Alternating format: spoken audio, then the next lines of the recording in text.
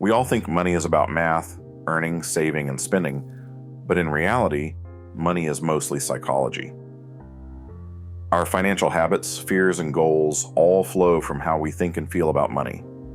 Those thoughts can be grouped into 7 distinct levels, from survival to purpose. In this video, we will explore all 7 levels of money psychology, how they shape your behavior, and which level you might be stuck on. Level 1 is called survival. Here, money means staying alive. For millions, every dollar is already spoken for, covering rent, groceries, and overdue bills. According to the latest Federal Reserve survey, 23% of U.S. adults live paycheck to paycheck. Maria, a composite drawn from real stories, works as a rideshare driver in San Francisco. Her rent is $2,800 each month, eating up nearly half her income. When ride requests slow down, she takes out a $1,200 payday loan with an interest rate over 400%. Within 6 weeks, late fees stack up and an eviction notice lands on her doorstep. This is the world of the scarcity mindset. When resources run short, the brain narrows its focus to immediate needs. Planning for the future becomes nearly impossible. Decisions feel urgent and reactive. Psychologists call this the cognitive load of scarcity, a state where anxiety and tunnel vision crowd out everything else. Survival mode is not just about low income, it is about the constant mental drain of not knowing if you will make rent or keep the lights on. But survival is not a moral failing. It is a response to real pressing threats. The trap is that scarcity can make it harder to escape because each crisis demands all your attention, leaving little energy for long-term change. Still, a small nudge, a rent relief hotline, or an emergency cash grant can buy enough breathing room to start thinking beyond the next bill. Once the most urgent fires are out, new motives and new levels of money psychology start to appear. Level 2 is security. Here, money means safety, a buffer against disaster. For many, especially those who have lived through economic shocks, the fear of loss outweighs the hope of gain. Loss aversion drives this mindset. Luis and Ana, a couple who moved from Mexico to Houston, keep $9,200 in cash hidden in their kitchen safe. They remember the 1994 peso collapse, and for them, banks are not a guarantee. Even when offered a loan from a credit union with a low interest rate, they refuse,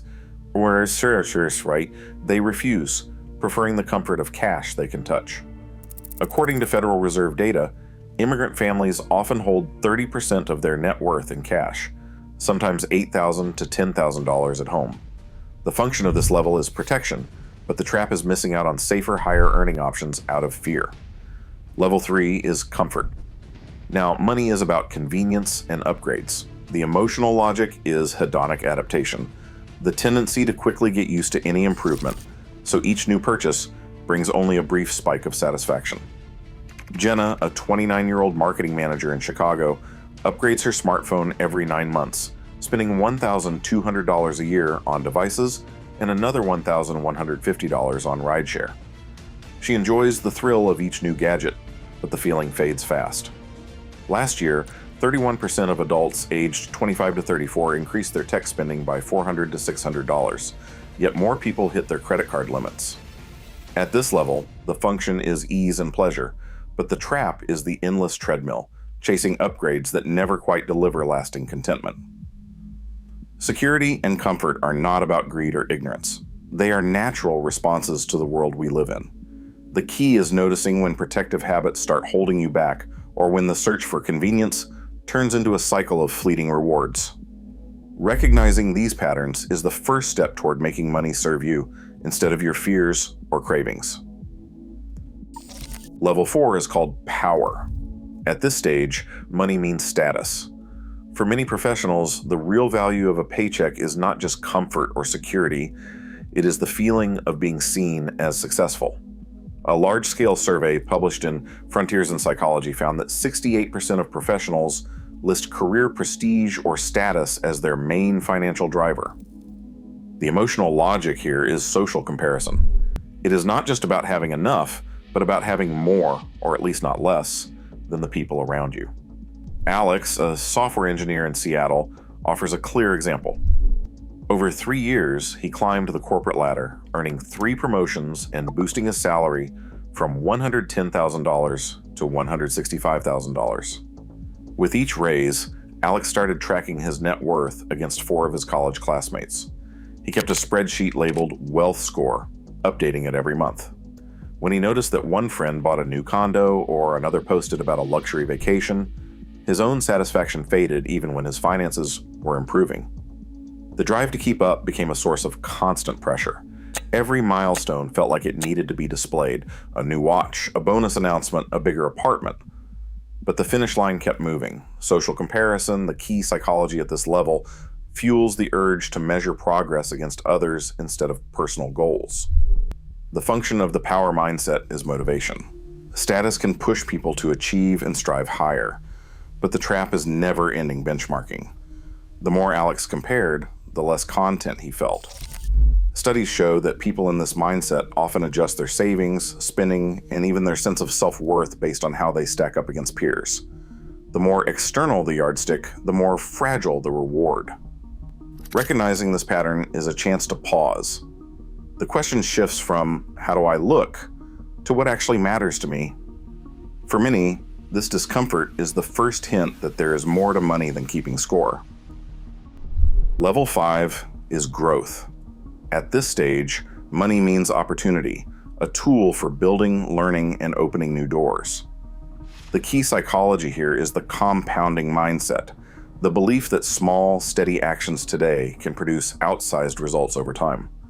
This level asks for patience and discipline, but the payoff can be dramatic. Sam, a mid-career engineer, offers a clear picture of how this works.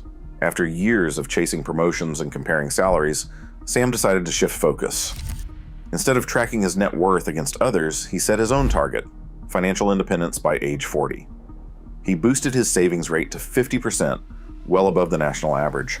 In fact, among people pursuing FIRE, which stands for Financial Independence Retire Early, the median savings rate is 52%, compared to just 13% for most Americans. Sam automated investments into low-fee index funds and started a small software side business that brought in $45,000 a year. With each paycheck, he watched his savings grow, not just from what he put in, but from the returns piling on top of each other. The emotional logic at this level is delayed gratification. It is about resisting the urge for instant upgrades or status purchases and trusting that the real reward comes later. The function is building freedom and options. The trap is becoming so focused on future growth that you miss out on life in the present, or believing that discipline alone is enough to overcome every obstacle. But for those who embrace the compounding mindset, money becomes a lever for autonomy, not just a scoreboard. A simple nudge, a roundup savings app, or setting an automatic transfer can make the process easier to start. At this level, the yardstick is not what others have, but how far your own efforts can take you. Level 6 is freedom. Here, money stands for autonomy, the ability to design your own life without being tied to a paycheck or anyone else's expectations. The driving force is intrinsic motivation, the desire to spend time on what matters, powered by systems that make saving and investing automatic. Sam, now in his freedom phase, has built enough savings and side income to walk away from his corporate job. On May 12, 2025, he bought a one-way ticket to Bali, leaving behind the old salary ladder. His dashboard shows his net worth crossing the FY number, the point where work becomes optional. This mindset is spreading fast. The Coast FI trend, where people save enough early that their investments can grow on autopilot, has grown by 27% each year since 2020. For many, freedom isn't about luxury, but about having choices. The open road, not the corner office, becomes the goal. A simple nudge, using a roundup savings app or automating transfers, can be the first step toward this kind of autonomy. Level 7 is purpose. Here, money becomes a way to contribute, fuel for something larger than personal gain.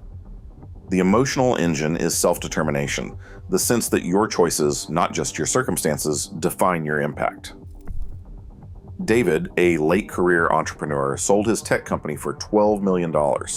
Instead of chasing more, he and his board voted to allocate 20% of the proceeds, over $2 million each year, to fund scholarships for underrepresented students. In his journal, David wrote, "Turning profit into purpose feels like the truest return." Among high net worth donors, this pattern is growing. Recent studies show that giving away at least 20% of profits is not rare, but a conscious shift from accumulation to contribution.